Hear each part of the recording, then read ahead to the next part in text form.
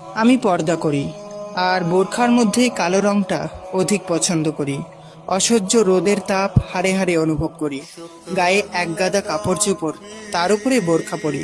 সত্যি বলতে খুবই গরম সইতে হয়, অসহ্য গরম। না, কথাগুলি মোটেও বিরক্ত হয়ে বলছি না, বরং গর্ব করে বলছি। হুম, অসহ্য গরম সহ্য করতে হয়। আর এই গরম সহ্য করি শুধুমাত্র একটা কারণে, একটা আশায়, একটা আকাঙ্ক্ষায়। আর তা হলো আমার রবের সন্তুষ্টি। কেননা আমি আমার রবকে চিনি, আমার রবকে মনে প্রাণে বিশ্বাস করি। মৃত্যুর পরের জীবনকে ধোঁয়াশা বলে উড়িয়ে দেই না। আর আখেরাতের জীবনে সফল হতে হলে একটা ধাপ সকলকেই পার করতেই হবে, আর সেটা হচ্ছে পর্দা। একমাত্র পর্দাশীল নারীরাই বোঝে উত্তপ্ত অসহ্যকর গরম সহ্য করার মাঝে ঠিক কতখানি প্রশান্তি, কতখানি আর্থিক তৃপ্তি।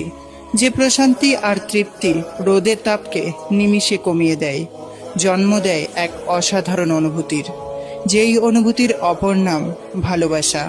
হ্যাঁ, রবের প্রতি অগাধ ভালোবাসা। এই ভালোবাসা তারা কেমনে বুঝবে?